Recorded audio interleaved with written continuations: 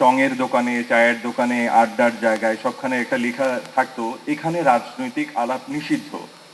অথচ আমরা সবাই রাজনীতির বাইরে না।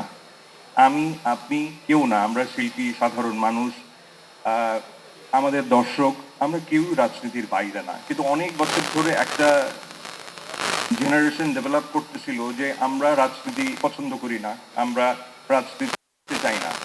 চাক বা না চাক, আমরা কেউ রাজনীতির বাইরে না। তাই আমরা এই 2025-এ এসে সেই আলাপটাই জারি করতে চাই যে ওখানে সবখানে রাজনৈতিক আলাপটাই জরুরি, কারণ আমি আপনি কেউ রাজনীতির বাইরে না।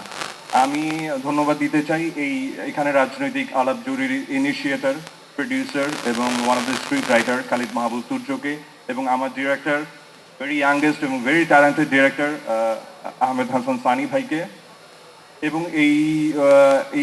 আমার ছবির কলা কুশলী অভিনেতা অভিনেত্রী যারাই আছেন তাদের সবাইকে আমি ধন্যবাদ দিতে চাই। এবং আপনাদের কাছে আমাদের নিবেদন, আমাদের এই ছবিটা শুধুমাত্র নিত্য বিনোদন দেওয়ার জন্যই নয়, বিনোদন দেওয়ার পাশাপাশি আমরা একটা স্লোগান জারি করতে চাই, সেখানে হলো এখানে ওখানে সবখানে রাজনৈতিক আলাপটা জরুরি, আমি আপনি কেউ রাজনীতির বাইরে নাই।